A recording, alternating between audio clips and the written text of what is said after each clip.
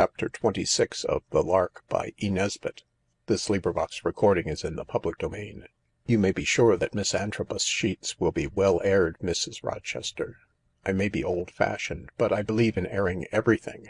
Sheets, pillow-cases, cushion-covers, towels, all are aired here, and aired thoroughly, you may rely upon it. Thus spoke very gently and seriously in a sweet, faded voice a delicious old lady in brown satin. Her grey hair was crowned with a cap of soft lace, and her chin, rather too rounded for age if one could have seen it properly, was buried in a lace fichu. Mr. Hugo had given the invaluable hint that convex shoulders suggest a concave chest, and the old lady stooped a great deal. Her hands, where the mittens let them show, were made up with consummate art and the tiniest grey wrinkles. Her forehead was very wrinkled, and these wrinkles were not painted, they were actual corrugations, fine and deep, even in the soft light of the drawing-room lamp, which Jane had hastily veiled with a blue chiffon scarf. The wrinkles showed plainly. The old lady sat in a big chair, her feet on a footstool, and on her satin lap knitting lay. Mrs. Rochester sat quite near her, trusting, talkative. You may wonder that she did not recall that her buffeting at the hands of Jane had been due to Jane's having mistaken her for her cousin dressed up, and hence made the short, irresistible deduction. But then you must remember that her own son had endorsed the fiction of Aunt Harriet's existence, and above all you must allow for the india-rubber forehead, complete with eyebrows and ear-coverings, supplied by the genius of Mr. Hugo. Mrs. Rochester was obviously wholly without suspicion, and Jane had to go out of the room expressly to laugh at the success of the play. Perhaps, too, she wanted to shift the whole burden of the interview on to Lucilla's shoulders for a little while. Her own felt stiff with the weight of the afternoon. At any rate, she got away and crept round and sat down behind the library door to listen unashamed. This is what rewarded her. "Now we have a moment alone, dear Miss Lucas," Mrs. Rochester was saying, in the high, clear voice of one who wishes to be understood by the rather deaf. "I should like to make a little confidence. These delightful nieces of yours, so light-hearted and free from care. Yes, but you will understand. I am sure Miss Antrobus will have a real home with you, and I have a rather special reason for having the dear girl's welfare very much at heart. I must confess to you that I look upon Miss Antrobus as a daughter already." "Indeed," said Aunt Harriet, almost too calmly. "One of your sons is engaged to the lady, then?" "My only son," said Mrs. Rochester. "It's an old attachment. They were little lovers as children, but it's not announced yet, so, of course, not a word to either of them. You, who know my dear boy so well, will feel with me that Hilda Antrobus is a lucky girl, and when you know her you will feel that he's lucky too. Yes?" "I cannot say that I know Mr. Rochester very well," said the spurious aunt. "He has called 2 or 3 times, I believe, but I daresay now Miss Antrobus is to be with us we shall see more of him." "Well played, Lucy," said Jane behind the library door. "I feel sure I may trust to your kind feeling to give the young people opportunities of being together, you understand? A little tact, a little blindness, a not too efficient chaperonage, a sort of je ne sais quoi. Not exactly the making of opportunities, but the smoothing away of obstacles, if obstacles are likely to occur. But I am sure you understand. Yes?" "I think so," said Aunt Harriet. "I am not myself an experienced matchmaker, but—" "Oh, but," said Mrs. Rochester, clasping her little grey, suede-covered hands, "the match is already made. I tell you this in confidence, though of course I have no objection to your telling your nieces, so long as they understand that it is a confidence. No congratulations, of course, no allusions even." Here the front door bell reverberated through the house. "But I am detaining you," said Mrs. Rochester. "You are expecting visitors?" "Not at all," said the wonderful aunt. that is probably one of the maids. My housekeeper allows them to come in by the front door on their evenings out. She tells me it obviates those undesirable lingering partings in the shrubbery leading to the back premises." Here the drawing-room door opened and Stanley announced, "Mr. Tombs." Stanley was one of those admirable servants who seem made of wood and wire. She never glanced towards the ladies, but shut the door softly and retired as Mr. Tombs advanced. "Oh, poor Lucy," said Jane, and managed to get around to the drawing-room before Mr. Tombs had had time to do more than seek to excuse the lateness of his call. "Very late, I know, for a business call, but I thought it would save correspondence if I came personally to inquire." "If Mr. Tombs will wait in the library, my dear," said the aunt to Jane, "I shall be disengaged presently." "Oh, but I mustn't detain you." Mrs. Rochester spoke at once on this hint. "Our little talk is quite over. I have so enjoyed it, Miss Lucas. Good evening." "Oh no, I am not at all nervous. Besides, my son is waiting for me." Under cover of the ladies' withdrawal, Mr. Tombs said, "I didn't know there was an aunt." "Well, there is, as you see," said Jane, resenting what she took to be a certain cavalierness of tone. "I beg your pardon," he said, turning his thin face and dark glasses towards her. "I have a detestable habit of thinking aloud. I was only wondering whether I ought to have addressed myself at first to the elder lady, as a matter of courtesy, instead of to Miss Craye." "Oh, not at all," said Jane, mollified. "Auntie, this is Mr. Tombs, who is coming to stay with us to-morrow." Auntie greeted him with delicate, gentle cordiality. "I hope you will be happy with us, Mr. Tombs," she said. "We will do our best to make your visit a pleasant one. Or have you come to notify us of some alteration in your arrangements?" "Only in so far as to ask whether I may bring my traps in the afternoon instead of the morning, because I find—" "Certainly," said Jane, forgetting for a moment her part of subservient niece. "The rooms are ready." "Dear Jane," said her aunt gently, "Mr. Tombs was speaking. You were saying—" He said it again, and Jane remained tongue-tied while the untrue aunt answered with suave propriety. He replied suitably, and the interview ended by Jane's offering to show him out, an office which at all times appealed to her. "The maids are at supper," she said. In the hall he said, "I really am most awfully sorry I said I didn't know there was an aunt. I can't think how I could." "You won't see very much of her," said Jane. "Oh, the more the merrier, with such a delicious old lady. There I go again. Do please forgive me. I'm like Cheviot Hill. I'm a plain man. I speak as I think." Jane felt wonderfully cheered. "Oh, do you know Engaged?" she asked. "Isn't it lovely? Wouldn't it be jolly to act it?"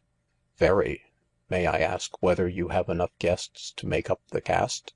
"We shall be 6 altogether, as well as our gardener. And— but you'll see all of us to-morrow. Good night." Jane returned to Lucilla, who had torn off her wig, displaying her little red ears and crushed hair, and was huddling her elderly draperies together in preparation for flight. "Your Mr. Tombs is rather a lamb," said Jane, "and I do really think you're right about his having a nice face." "Oh, go away," said Lucilla. "You've got me into this, and now I shall never get out.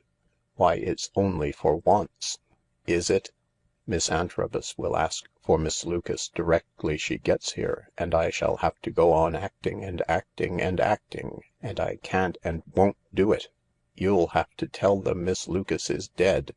I can't bear it, and I won't. Why didn't you be an aunt yourself if you wanted one?" "I can't act like you," said Jane, "and Mr. Tombs seeing me looking like a bald-faced stag. He didn't know it was you." "No, that's just it.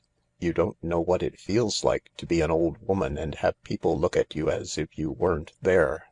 "Well, come and get the rags off," said Jane, "and we'll see if there's any way out of it." I suppose it would be a bit thick to have two aunts and have them appear on alternate evenings.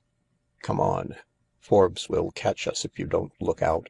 Suppose Aunt Harriet just receives Miss Antrobus to-morrow, and then she could have an illness. And drive 20 guineas a week away for fear of infection. I'd rather go through with it than that," said Lucilla, stumbling up the stairs in her long skirt. "It needn't be anything catching. She might have bronchitis or asthma. Something that lasts for months and doesn't kill you. Or fits." "I won't have fits," said Lucilla decidedly. "Whatever else I have, I won't have fits. And whatever we do, the servants will give us away." "Perhaps they won't. Oh, what a tangled web we weave when first we practise to deceive. Don't look at me in that wild way, Luce. Wash your face for goodness sake and comb your hair out. It looks as if you hadn't any. Make yourself look pretty again, whatever happens." "Oh, flattery's no good," said Lucilla bitterly. "I feel as if I were caught in a trap." "Look here," said Jane. "Shall we say our Aunt Harriet is subject to fits, not kicking and screaming ones, mild aberrations, and generally keeps in her room, and lock one of the rooms and chance the servants, and have people think I was a howling animal like the woman in Jane Eyre? Yes, her name was Rochester too. Not much. They wouldn't all think so. Mr. Rochester knows. Don't kill me, I had to tell him." But Lucilla seemed somehow calmer. Jane pursued her advantage. "I could tell Mr. Dix too, if you liked." "Bother Mr. Dix. He likes you very much. He's always asking where's Miss Craye. I'm interested in gardening and he knows it. Don't try to hint things, Jane. You are only trying to make me angry on another side to distract my attention from that." She pointed to the wig. "But it won't do. There will Miss Quested be, all smiles and charms in her pretty frock. And Miss Craye? Oh, she's not at home this evening. And all the time she'll be here under those hot wigs and eyebrows, having no fun at all." This was indeed what happened. Think as they would, nothing better occurred to them than that Lucilla, as Aunt Harriet, should welcome her guests, and should be found placidly knitting when they came into the drawing-room after dinner. The guests all arrived during the afternoon, and were received by the elaborated aunt, Mr. and Mrs. Thornton, and the brother first. They came in taxicabs with a great deal of leathery new luggage, some trunks and some packing cases. The two men were pleasant and cheerful, with dark, smiling faces. Mrs. Thornton was also pleasant. They were all nice to Jane and very nice to Miss Lucas. "I do think they'll do," Lucilla said when they had been shown to their rooms. "They're new brooms, of course, but they seem jolly, and they talk as if they'd read books and seen people and done things, whereas our last P.G.'s had perhaps seen things and certainly had done people. Us for one." "Never mind grammar," said Lucilla. "Are my eyebrows straight? They feel as crooked as a ram's horn." "They're as straight as I wish we were," said Jane. "The life of an adventuress is a terrible one. We are adventuresses, Lucilla, deceitful adventuresses. And here comes another cab or two. What a day, what a life." This time it was Miss Antrobus with worn luggage and not very much of it. She seemed to Jane to be a very grave, reserved sort of girl, hardly smiled when she shook hands. But when Lucilla smiled on her, the quiet smile of kindly age, and hoped in that soft voice that trembled a little as old voices do, that Miss Antrobus would be happy here, she smiled herself quite nicely and said, "I think it is very good of you to take me in. I hardly thought you would." But Lady Hesketh and Mrs. Rochester seemed quite sure. Jane did not quite like that, though she could not have told you why. "You are studying domestic economy?" the untrue aunt went on. "Not domestic, political," said Miss Antrobus gently. "But I have some other business to see to first. I shan't settle down to my economic studies very seriously just yet. I am working for the Help for Heroes Society." " You did hospital work through the war," Mrs. Rochester said, Jane put in. " I do think it must have been splendid." " We couldn't do anything. We were at school." " Yes, I was in France 3 years," said Miss Antrobus, and immediately turned from Jane to speak again to Miss Lucas.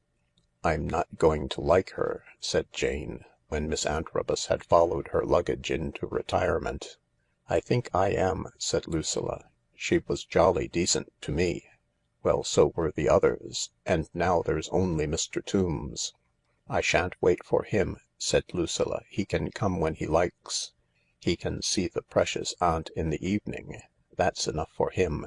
I'm going to be myself till dinner and go round the garden with the Thorntons and help you to introduce Mr. Dix and Mr. Rochester to them, and tell them Aunt Harriet is resting and will be in the drawing room after dinner.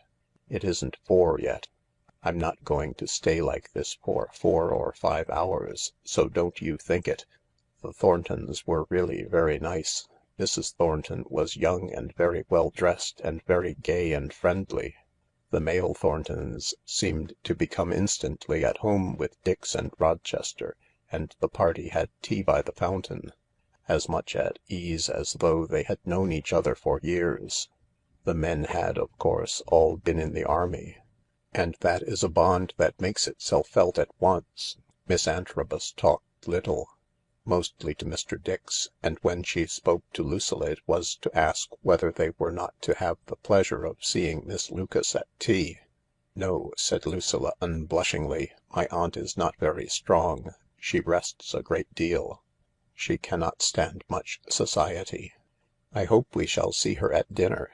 She dines in her own room, but she comes into the drawing room after dinner." After this nothing seemed important to Jane except getting Mr. Dix away from Miss Antrobus. She did it by suggesting that they should all go and see the sundial, and then very hastily among the currant bushes she said to Dix, " You'll see my aunt to night. Don't let anyone know you haven't seen her before." " I understand," he said. " Rochester told me." " Oh, did he ?" said Jane. "All right, that's all I wanted to say. That's why I cut you off from Miss Antrobus. It would be kind of you to edge back to her now. You seem to be the only one of us that she's taken to." " She's rather wonderful, isn't she ?" said Dix. " There's a sort of radiant goodness in her face." Jane, a little humbled, had not seen it, but could not gainsay it. " It's a strong face, and yet, I don't know, it looks to me as though she had been transplanted." "Transplanted?" " You know how different plants are in different environments. Look at those tall, splendid gypsy roses there. On the Sussex Downs in a dry season they're sometimes not an inch high. Lots of people got transplanted in the war." "Yes," said Jane, adding, for the second time that day, "Lucy and I didn't do anything. We were at school. No transplanting for us." " Some flowers don't need it," said Mr. Dix. CHAPTER 27